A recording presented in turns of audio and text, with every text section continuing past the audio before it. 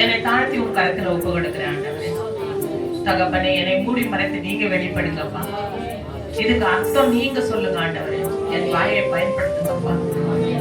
நான் மாம்சத்துல எதையும் சொல்லாதபடிக்கு ஆண்டவரே ஆவியில நிரம்பி உங்களுடைய சித்தத்தின்படி சொல்லும்படியாக பிரசங்கிக்கப்படியாக என் தேவன் எனக்கு உதவி செய்யுங்க ஆண்டவரே. இதை கேட்கிற ஒவ்வொரு பிள்ளைகளும் ஆண்டவரே தன் மனதில தகப்பனே அப்பா இந்த வார்த்தைகளை பலகையில எழுதி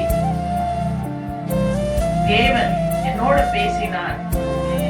இந்த கடைசி காலத்துல நாங்கள் இப்பேற்பட்ட ஒரு காரியத்துல போயிடக் கூடாது, உலகத்துக்கு பின்னால போகக்கூடாது.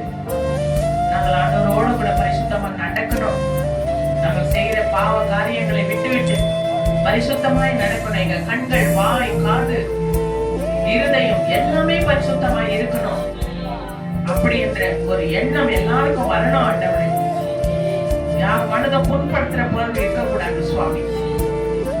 அப்படியே நீ பேசினாலும் என் மனம் புண்பட்டது என்று தெரியும், அவங்களுக்கு புரியாது, அவங்களுக்கு அந்த வழி வரக்கூடாது ஆண்டவரே.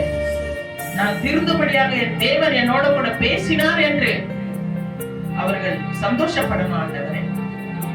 அப்படியாக நீ செய்வதற்காக உமக்கு நன்றி நன்றி நன்றி ராஜா.